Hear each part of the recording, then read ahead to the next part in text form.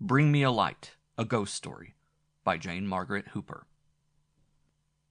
My name is Thomas Winmore, and when I was a young man I went to spend a college vacation with a gentleman in Westmoreland. He had known my father's family, and had been appointed the trustee of a small estate left me by my great-aunt, Lady Jane Winmore. At the time I speak of I was 21, and he was anxious to give up the property into my hands. I accepted his invitation to come down to the old place and look about me. When I arrived at the nearest point to the said old place, to which the Carlisle coach would carry me, I and my portmanteau were put into a little cart, which was the only wheeled thing I could get at the little wayside inn. "How far is it to Winmore?" I asked of a tall, grave-looking lad, who had already informed me I could have to horse and cart for $1 a mile. 12 mile told Hall Gate. A mile ayont that to Squire Earl's farm." As I looked at the shaggy wild horse, just caught from the moor from the purpose of drawing to cart, I felt doubtful as to which of us would be the master on the road. I had ascertained that the said road lay over moor and mountain, just the sort of ground on which such a steed would gambol away at his own sweet will. I had no desire to be run away with. "Is there anyone here who can drive me to Mr. Earl's?" I asked of the tall, grave lad. "No, but feyther." I was puzzled, and was about to ask for an explanation when a tall, strong old man, as like the young one as might be, came out from the door of the house with his hat on, and a whip in his hand. He got up into the cart and looked at me, said, "Ye munna stand here, sir. We shan't pass Winmore Hall afore the devil brings a light." "But I want something to eat before we start," I remonstrated. "I've had no dinner." "Then ye maun keep your appetite till supper time," replied the old man. "I canna gae past Winmore lights for nae man, nor the horse neither. Get up wi' ye. Joe, lend the gentleman a hand." Joe did as he was desired, and then said, "Will ye be home the night, feyther?" "Maybe yes, maybe na, lad. Take care of the place." In a moment the horse started, and we were rattling over the moor at the rate of 8 miles an hour. Surprise, indignation, and hunger possessed me. Was it possible I had been whirled off dinnerless into this wilderness against my own desire? "I say, my good man," I began. "My name is Ralph Thurlston." "Well, Mr. Thurlston, I want something to eat. Is there any inn between this desert and Mr. Earl's house?" "No but Winmore Hall," said the old man, with a grin. "I suppose I can get something to eat there without being obliged to anybody? It is my own property." Mr. Thurlston glanced at me sharply. "Be it master, lad?" "I am Mr. Thurlston," said I. "My name is Winmore." "Mr. Tom?" "The same. Do you know anything about me and my old house?" "'Deed I do. You're the heir to old Letty. Mr. Earl is your guardian, and farms your lands." "I know so much myself," I replied. "I want you to tell me who lives in Winmore Hall now, and whether I can get a dinner there, for I am clim, as you say here." "Well, well, it is a sore trial to a young stomach. You must e'en bear it till we get to Mr. Earl's." "But surely there is somebody, some old woman or other, who lives in the old house and airs the rooms?" "'Deed is there, but it's nobbut ghosts and devil spawn of that sort." "I am surprised, Mr. Thurlston, to hear a man like you talk such nonsense." "What like man do ye happen know that I am, Maester Winmore? Though if I talk nonsense, I'm not gainsaying what a learned colleger like you can tell about nonsense, yet it's just the things I've heard and seen myself I'm speaking of." "What have you heard and seen at Winmore Hall?" "What anybody hears and sees to Winmore, twixt sunset and moonlight, and what I used to see times and oft when I lived there farming man to told the Lady Jane. What I'm not curious to see again now. So get on, Timothy," he added to the horse, "or we may chance to come in for a fright." I did not trouble myself about the delay as he did, but watched him. This man is no fool, I thought. I wonder what strange delusion has got possession of the people about this old house of mine. I remembered that Mr. Earl had told me in one of the very few letters I ever received from him that it was difficult to find a tenant for Winmore Hall. Curiosity took precedence of hunger, and I began to think how I could best soothe my irritated companion, and get him to tell me what he believed. We were back on the road again and going across the shoulder of a great fell. The sun had just disappeared behind a distant range of similar fells. It left no rosy clouds, no orange streaks in the sky. Black rain clouds spread all over the great concave, and in a very few minutes they burst upon us. There was a cold piercing wind in our teeth. I felt my spirits rise. The vast monotonous moor, the threatening sky, and the fierce rushing blast had something for me sublime and invigorating. I looked round at the new range of moorland which we were gradually commanding as we rounded the hill.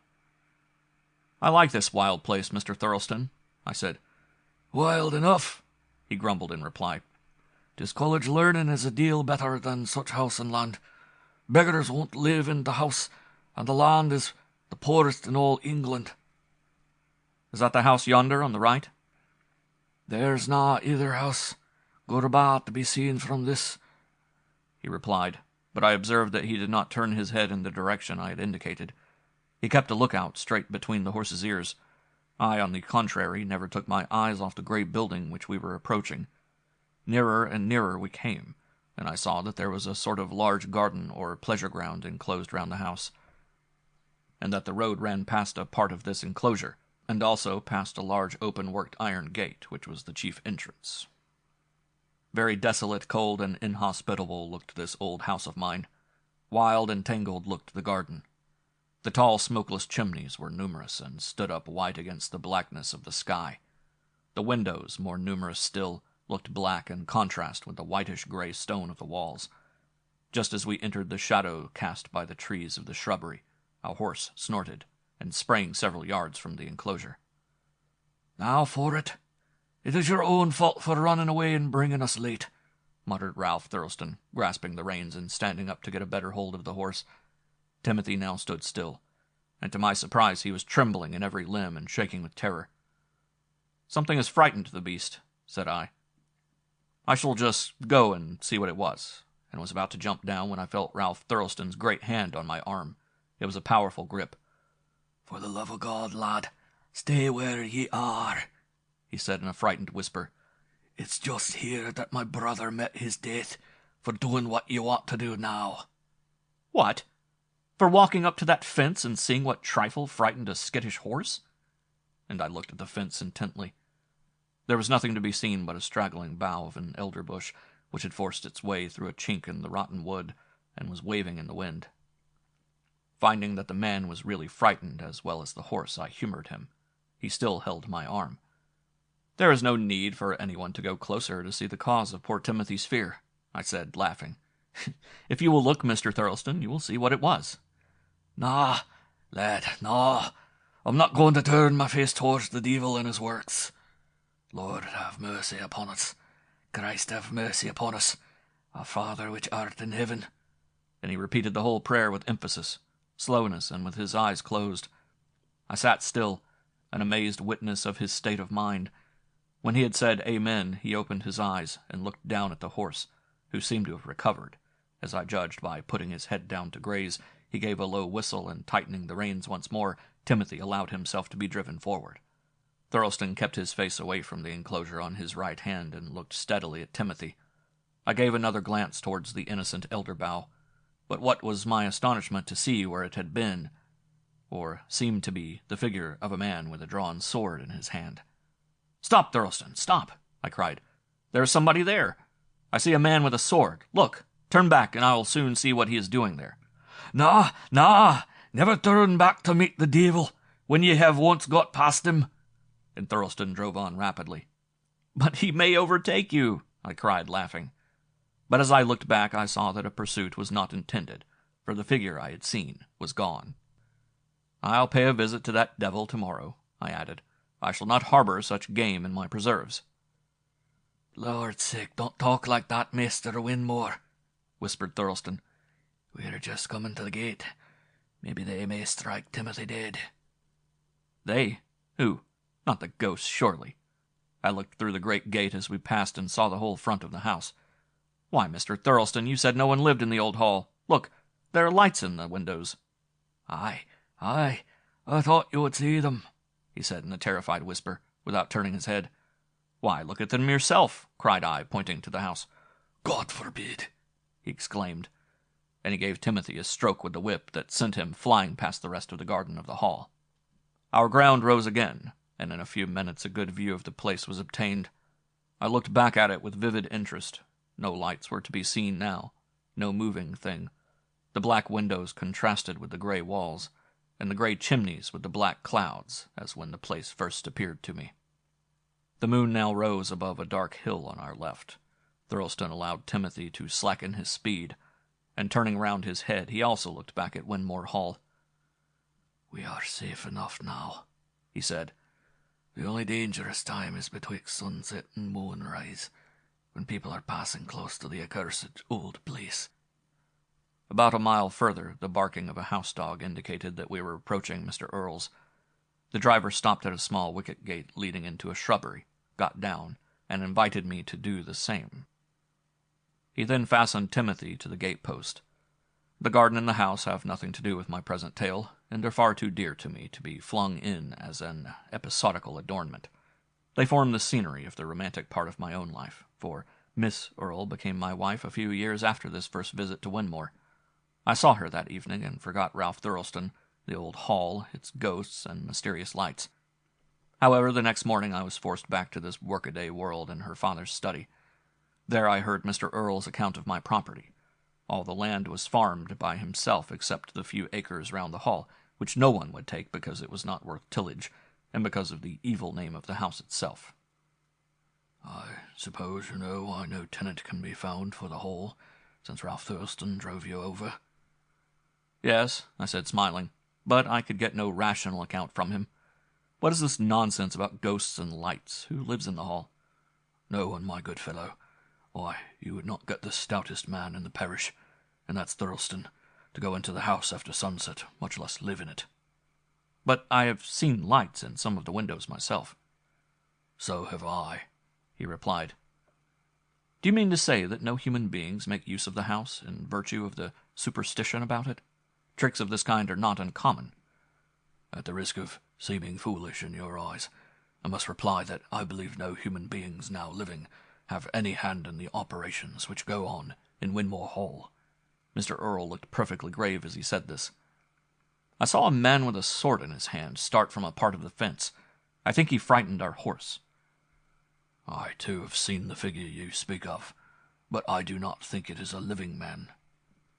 "What do you suppose it to be?" I asked in amazement, for Mr. Earle was no ignorant or weak-minded person. He had already impressed me with real respect for his character and intellect. He smiled at my impetuous tone. "I live apart from what is called the world," he said. "Grace and I are not polite enough to think everything which we cannot account for either impossible or ridiculous.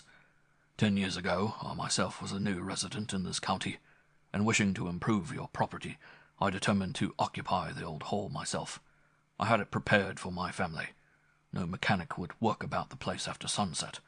However, I brought all my servants from a distance, and took care that they should have no intercourse with any neighbour for the first 3 days.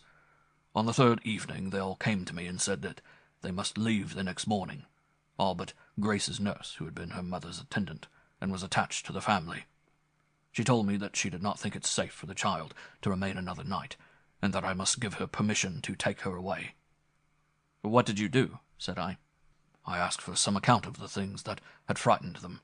Of course I heard some wild and exaggerated tales, but the main phenomena related were what I myself had seen and heard, and which I was as fully determined as they were not to see and hear again, or to let my child have a chance of encountering. I told them so candidly, and at the same time declared that it was my belief God's providence or punishment was at work in that old house, as everywhere else in creation, and not the devil's mischievous hand. Once more I made a rigorous search for secret devices and means for producing the sights and sounds which so many had heard and seen, but without any discovery. And before sunset that afternoon the hall was cleared of all human occupants, and so it has remained until this day." "Will you tell me the things you saw and heard?" "Nay, you had better see and hear them for yourself. We have plenty of time before sunset. I can show you over the whole house, and if your courage holds good, I will leave you there to pass an hour or so between sunset and moonrise. You can come back here when you like, and if you are in a condition to hear, and care to hear, the story which peoples your old hall with horrors, I will tell it to you." "Thank you," said I. "Will you lend me a gun and pistols to assist me in my investigations?" "Surely." And taking down the weapons I had pointed out, he began to examine them. "You want them loaded?" "Certainly, and with bullets. I am not going to play." Mr. Earl loaded both gun and pistols. I put the latter into my pocket, and we left the room by the window. Grace Earl met us on the moor, riding a shaggy pony. "Where are you going so near dinner time?" "Mr. Winmore is going to look at the old hall." "And his gun?" she asked, smiling. "I want to shoot vermin there." She looked as if she were about to say something eagerly, but checked herself and rode slowly away. I looked after her and wondered what she was going to say. Perhaps she wished to prevent me from going. Presently we stood before the great iron gate of Winmore. Mr. Earl took 2 keys from his pocket. With one he unlocked the gate, with the other the chief door. There were no other fastenings. They were very rusty and were moved with difficulty. "People don't get in this way," said I. "That is clear." The garden was a sad wilderness, and grass grew on the broad steps which led up to the door. As soon as we had crossed the threshold, I felt the influence of that desolate dwelling creep over my spirits. There was a cold stagnation in the air, a deathly stillness, a murky light in the old rooms that was indescribably depressing. All the lower windows had their pierced shutters fastened, and cobwebs and dust adorned them plentifully. Yet I could have sworn I saw lights in 2, at least, of these lower windows. I said so to my companion. He replied, "Yes, it was in this very room you saw a light, I dare say. This is one in which I have seen lights myself. But I do not wish to spoil my dinner by seeing anything supernatural now. We will leave it, and I will hasten to the lady's bedchamber and dressing-room, where the apparitions and noises are most numerous." I followed him, but cast a glance round the room before I shut the door carefully. It was partly furnished like a library, but on one side was a bed, and beside it an easy-chair. "What name is given to this room? It looks ominous of some evil deed," I said. "It is called Told Squire's Murder Room, by the people who know the story connected with it." "Ah," I said, "then I may look for a ghost there." "You will perhaps see one, or more, if you stay long enough," said Mr. Earl with the utmost composure. "This way." I followed him along a gallery on the first floor to the door of a room. He opened it, and we entered what had been apparently one of the principal bedrooms. It was a regular ladies' chamber of the 17th century, with dark plumes waving on the top of the bed-pillars of black oak.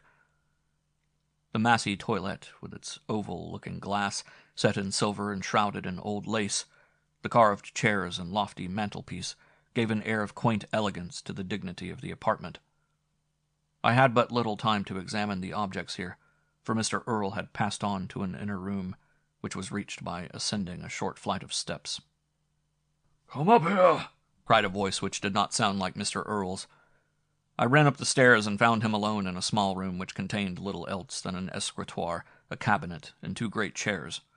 On one side, a large Parisian-looking glass, à la Régence, was fixed on the wall. The branches for lights still held some yellow bits of wax candle covered with dust. I joined Mr. Earl, who was looking through the window over a vast expanse of mountainous moorland. "What a grand prospect!" I exclaimed. "I like these 2 rooms very much. I shall certainly come and live here." "You shall tell me your opinion about that tomorrow," said Mr. Earl. "I must go now." Concealing as much as possible the contempt I felt for his absurd superstition, I accompanied him downstairs again. "Are these the only rooms worth looking at?" I asked. "No, most of the rooms are good enough for a gentleman's household. The rooms I have shown you, and the passages and staircase which lead from one to the other, are the only portions of the house in which you are subjected to annoyance. I've slept in both the rooms and advise no one else to do so." "You had bad dreams?" I asked with an involuntary smile as I took my gun from the hall table where I had left it. "As you please," said Mr. Earl, smiling also. I stretched out my hand to him when we stood at the gate together. "Good night," said I. I think I shall sleep in one of those rooms and return to you in the morning." Mr. Earl shook his head. "You will be back at my house within 3 hours, Tom Winmore. So, au revoir." He strode away over the moor. His fine figure appeared almost gigantic as it moved between me and the setting sun. That does not look like a man who should be a prey to weak superstition, any more than good Ralph Thurleston, who drove home alone willingly enough past this same gate and fence at 9 o'clock last night. The witching hour, it seems, is just after sunset. Well, it wants a quarter of an hour of that now, I continued, thinking silently. There will be time enough for me to explore the garden a little before I return to the house and wait for my evening's entertainment. As I walked through the shrubbery, I recollected the figure I had seen outside the fence on the previous evening. I must find out how that trick is managed, thought I, and if I got a chance I will certainly wing that ghost pour encourager l'autre. Ascertaining, as well as I was able, the part of the shrubbery near which I saw the man, I began to search for footsteps or marks of human ingenuity. I soon discovered the elder bush that had sent some of its branches through a hole in the fence. I crept round it and examined the fence. No plank was loose, though some boughs had grown through the hole. I could see no footstep except my own on the moist, dank, leafy mold. I got over the fence and saw no marks outside. Baffled and yet suspicious, I went back and continued my walk, in the course of which I came upon sundry broken and decayed summer houses and seats. In the tangled flower garden on the southwest side were a few rich blossoms, growing amicably with the vilest weeds. I tore up a great root of hemlock to get at a branch of Provence rose, and then seeing that the sun had disappeared below the opposite fell, I pursued my course and arrived again at the broad gravel path leading from the gate to the hall door. Both stood open as I had left them. I lingered on the grass-grown steps to look at the last rays of the sun, reddening the heather on the distant fell. As I leaned on my gun, enjoying the profound stillness of this place, far from all sounds of village or wood or sea, a stillness that seemed to deepen and deepen into unearthly intensity, the charm was broken by a human voice speaking near me. The tone was hollow and full of agony. "Bring me a light! Bring me a light!" it cried. It was like a sick or dying man. The voice came, I thought, from the room next to me on the right hand of the hall. I rushed into the house and to the door of that room. It was the first which Mr. Earl had shown me. I remembered shutting the door. It now stood wide open, and there was a sound of hurrying footsteps within.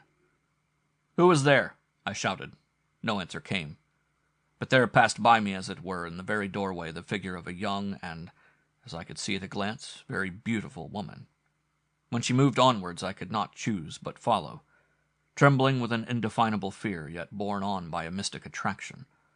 At the foot of the stairs she turned on me again, and smiled and beckoned me with an upraised arm, whereon great jewels flashed in the gloom. I followed her quickly, but could not overtake her. My limbs, I am not ashamed to say it, shook with strange fear, yet I could not turn back from following that fair form. Onward she led me, up the stairs and through the gallery to the door of the lady's chamber.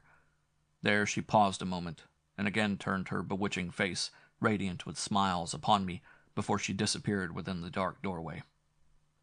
I followed into the room and saw her stand before the antique toilet, and arrange in her bosom a spray of roses, the very spray that I had so lately pulled in the garden, it seemed. Then she kissed her hand to me, and glided to the narrow stairs that led to the little room above. Then came a loud, haughty voice, the voice of a woman accustomed to command. It sounded from the little room above, and it could not be the voice of that fair girl, I felt sure. It said, "Bring me a light! Bring me a light!" I shuddered at the sound. I knew not why, but I stood there still. I then saw the figure of an old female servant rise from a chair by one of the windows. She approached the toilet, and there I saw her light 2 tapers, with her breath, it seemed. "Bring me a light!" was repeated in an angry tone from the upper room. The old woman passed rapidly to the stairs. Thither I followed, in obedience to a sign from her, and mounting to the top saw into the room. That beautiful girl stood in the center, with her costly lace gown sweeping to the floor, and her bright curls drooping to the waist. Her back was towards me, but I could see her innocent, sweet face in the great glass. What a lovely, happy face it was! Behind her stood another lady, taller and more majestic. She pretended to caress her, but her proud eyes, unseen by the young lady, brightened with triumphant malice. They danced gladly in the light of the taper which she took from the maid. God of heaven, can a woman look so wicked? I thought. "Watch her," whispered a voice in my ear, a voice that stirred my hair. I did watch her. Would to God I could forget that vision. She, the woman, the fiend, bent carefully to the door as though to set right something amiss in the border of the fair bride's robe. I saw her lower the flame of the candle and set fire to the dress of the smiling, trusting girl. Ere I could move, she was enveloped in flames, and I heard her wild shrieks mingling with the low demoniac laughter of her murderess. I remember suddenly raising the gun in my hand and firing at the horrid apparition. But still she laughed and pointed with mocking gestures to the flames and the writhing figure they enveloped. I ran forward to extinguish them. My arms struck against the wall, and I fell down insensible. When I recovered my senses, I found myself lying on the floor of that little room, with the bright, cold moon looking in on me. I waited without moving, listening for some more of those demon sounds. All was still. I rose, went to the window. The moon was high in heaven, and all the great moor seemed light as day. The air of that room was stifling. I turned and fled. Hastily I ran down those few steps, quicker yet, through the great chamber and out into the gallery. As I began to go down the stairs, I saw a figure coming up. I was now a very coward. Grasping the banister with one hand and feeling for the unused pistol with the other, I called out, "Who are you?" And with a stupid terror I fired at the thing without pausing. There was a slight cry, a very human one, then a little laugh. "Don't fire any more pistols at me, Mr. Winmore. I'm not a ghost." Something in the voice sent the blood once more coursing through my veins. "Is it—" I could not utter another word. "It is I, Grace Earle." "What brought you here?" I said at length, after I had descended the stairs and had seized her hand that I might feel sure it was of flesh and blood. "My pony. We began to get uneasy about you.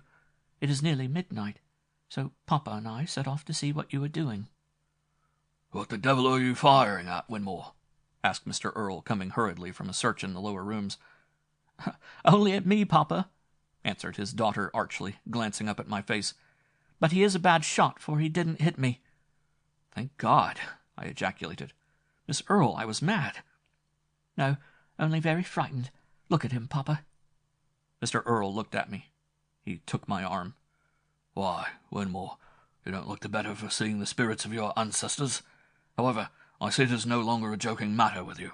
You do not wish to take up your abode here immediately." I rallied under their kindly badinage. "Let me get out of this horrible place," said I. Mr. Earle led me beyond the gate. I leaned against it, in a state of exhaustion. "Here, try your hand at my other pocket pistol," said Mr. Earle as he put a precious flask of that kind to my lips. After a second application of the remedy, I was decidedly better. Miss Earle mounted her pony, and we set off across the moor. I was very silent, and my companions talked a little with each other. My mind was too confused to recollect just then all that I had experienced during my stay in the house, and I wished to arrange my thoughts and compose my nerves before I conversed with Mr. Earle on the strange visions of that night. I excused myself to my host and his daughter in the best way I could, and after taking a slice of bread and a glass of water, I went to bed. The next day I rose late, but in my right mind. I was much shocked to think at the cowardly fear which had led me to fire a pistol at Miss Earle. I began to interview with my host by uttering some expressions of this feeling, but it was an awkward thing to declare myself a fool and a coward. "The less we say about that, the better," said her father gravely. "Fear is the strongest human passion, my boy, and will lead us to commit the vilest acts if we let it get the mastery." I acknowledged that I was beside myself with terror at the sights and sounds of that accursed house. I was not sane at the moment. I saw your daughter. I shall never— "Winmore, she hopes you will never mention it again. We certainly shall not. Now, if you are disposed to hear the story of your ancestors' evil deeds, I am ready to fulfill the promise I made you last night. I see you know too much now to think me a fool for believing my own senses, and keeping clear of disagreeable creatures that will not trouble themselves about me. I don't raise the question of what they are or how they exist, nor even whether they exist at all. It is sufficient that they appear, and that by their appearance they put a stop to normal human life. You may be a philosopher, and may find some means of banishing these supernatural horrors. I shall like you none the less, if you can do what I cannot. I will try. Will you tell the story? Yes, if you will take a cigar with me first. After we had composed ourselves comfortably before the fire in his study, Mr. Earl began. How long ago I can't exactly find out, but some time between the Reformation and the Great Rebellion, the Winmores settled in this part of the county, and owned a large tract of land. They were of a gentle blood, and most ungentle manners, for they quarrelled with everyone, and carried themselves in an insolent fashion to the simple below them, and to the noble above. The Winmores were iron-handed and iron-hearted, staunch Catholics and staunch Jacobites, during the religious and political dissensions of the end of the 17th and beginning of the 18th centuries. After the establishment of Protestantism in the reigns of William III and Anne, the position of the proud house of Winmore was materially altered. The cadets went early into the foreign service as soldiers and priests, and the firstborn remained at home to keep up a blighted dignity. After the establishment of the Hanoverian dynasty, the Winmores of Winmore Hall ceased to take any part in public affairs.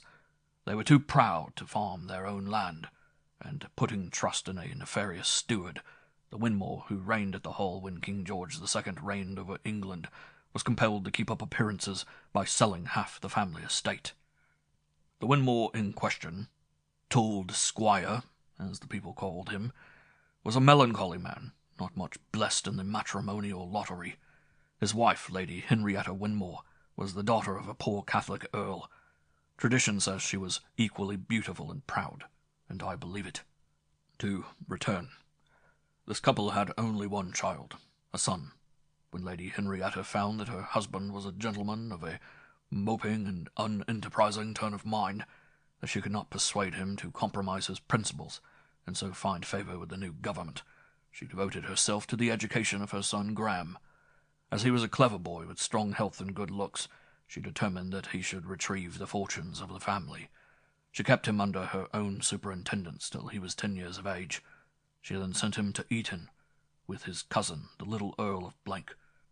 He was brought up a Protestant, and thus the civil disabilities of the family would be removed. He was early accustomed to the society of all ranks, to be found in a first-class English public school, and his personal gifts as well as his mental excellence helped to win him the good opinion of others. Graham came home from Oxford in his 23rd year, a first-class man. Indeed, I exclaimed. I hope I am descended from him, and that his good luck will be a part of my inheritance. Is there any portrait of this fine young English gentleman of the olden time? A very good one. It is in my daughter's sitting-room. We are both struck by your likeness to your grandfather, Graham Winmore. I shall never take a first class, I sighed. But go on. When Graham returned home after his success at college, he found his father a hopeless valetudinarian, who had his bed brought down to his library because he thought himself too feeble to go up and down stairs. He showed little emotion at sight of his son, and seemed to be fast sinking to idiocy. His mother, on the contrary, was radiant with joy, and had made the old ruined house look its best to welcome the heir. For at that time the place was much dilapidated, and only a small portion was habitable. That is the part you saw yesterday, the south front. And Graham stayed at home for a month or two in repose, after the fatigues of study. One afternoon, as he rode home from a distant town, he paused on the top of Winmore Hall, which commands a good view of the hall. The simple bareness of the great hills around, the antique beauty and retirement of the hall, above all, the sweet, impressive stillness of the place, had often charmed Graham as a boy. Now he gazed with far stronger feelings at it all. "It shall not be lost to me and my children," he vowed inwardly. "I will redeem the mortgage of the house. I will win back every acre of the old Winmore land. Yes, I will work for wealth, but I must lose no time, or my opportunity will be gone." He looked at the ruined part of the house and began to calculate the cost of rebuilding as he hastened forward.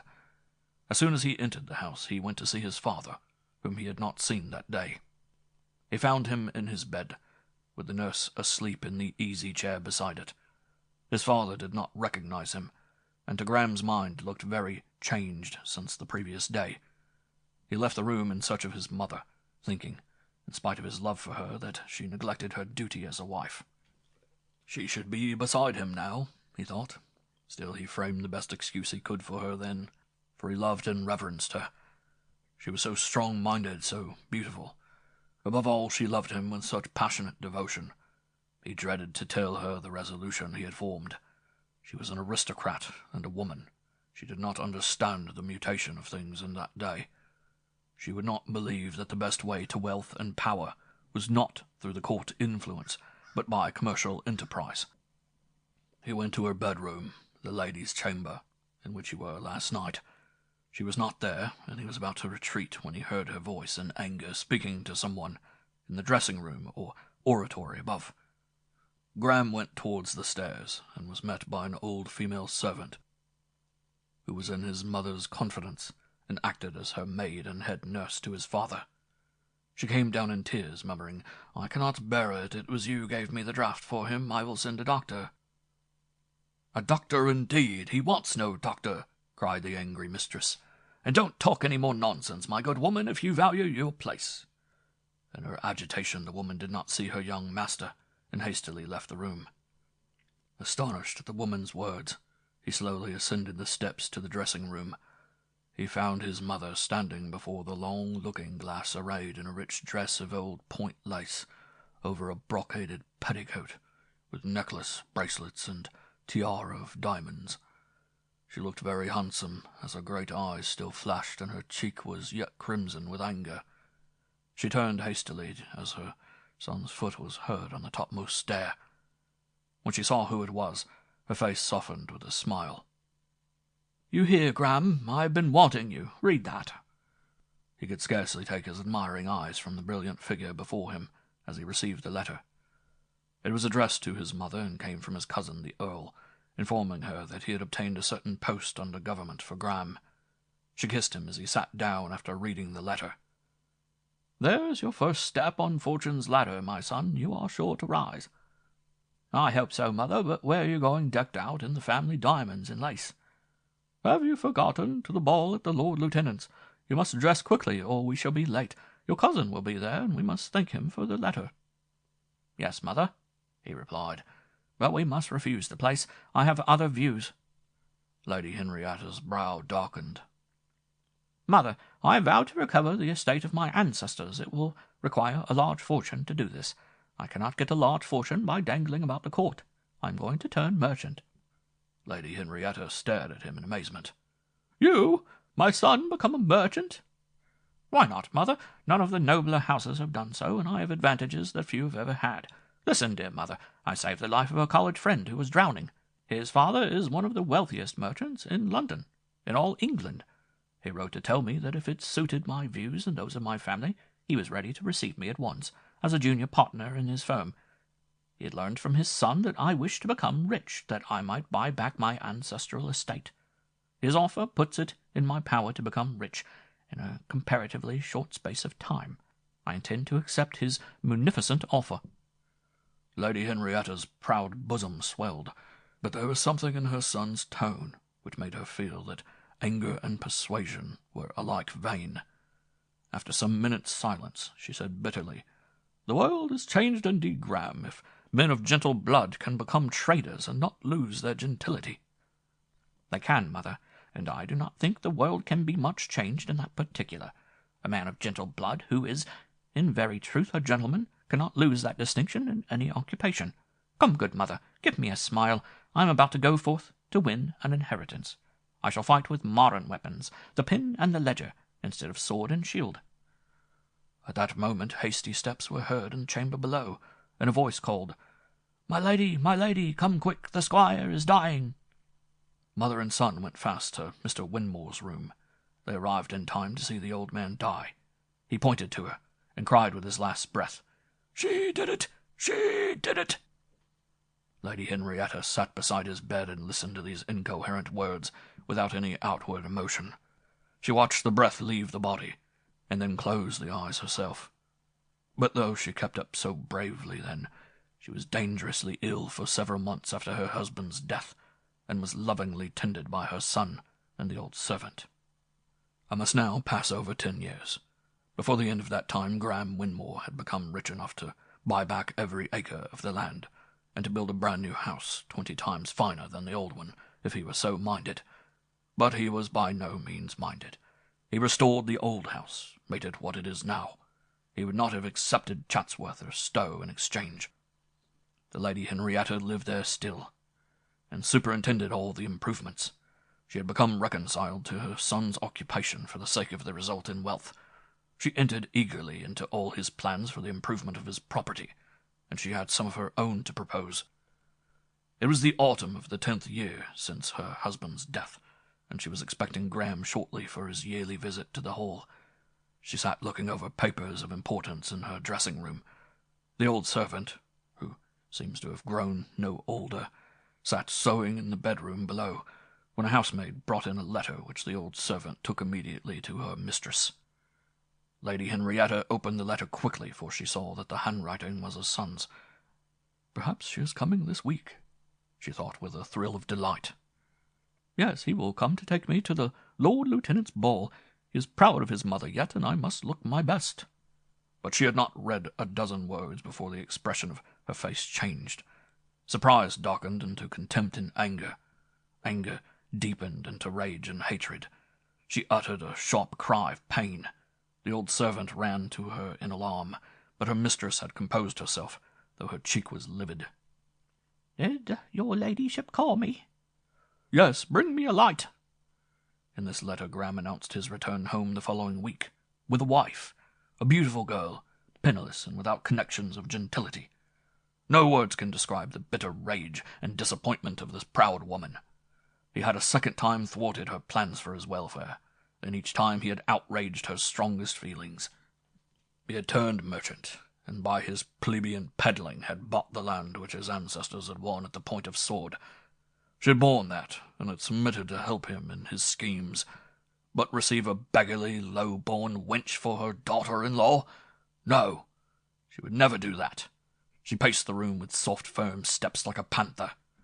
After a time, thought became clearer, and she saw that there was no question of her willingness to receive her daughter-in-law, but of that daughter-in-law's willingness to allow her to remain in the house.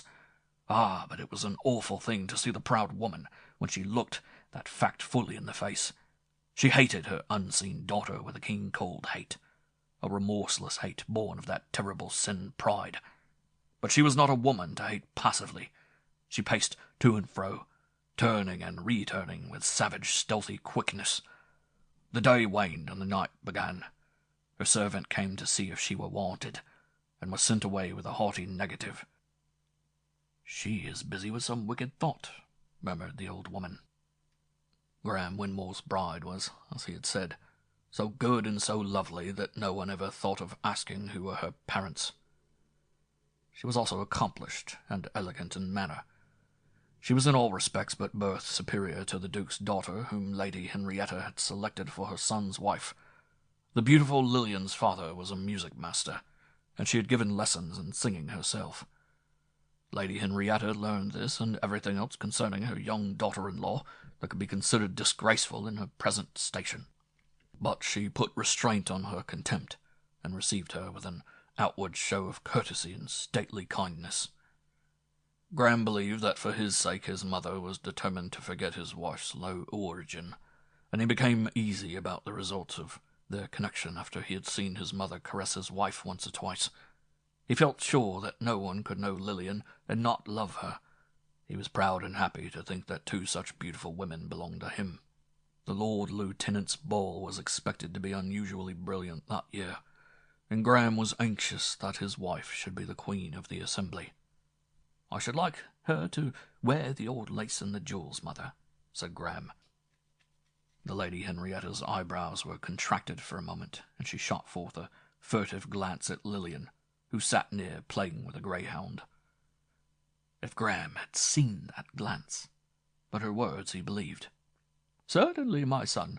It is quite proper that your wife should wear such magnificent heirlooms. There is no woman of quality in this county that can match them. I am proud to abdicate my right in her favour." "There, Lillian, do you hear you are to eclipse the Duchess herself?" "I will do so if you wish it," said Lillian, "but I do not think that will amuse me so much as dancing." Balls in those times began at a reasonable hour. Ladies who went to a ball early in November began to dress by daylight. Lillian had been dressed by her maid. Owing to a certain sentimental secret between her and her husband, she wore her wedding dress of white Indian muslin instead of a rich brocaded silk petticoat underneath the grand lace robe.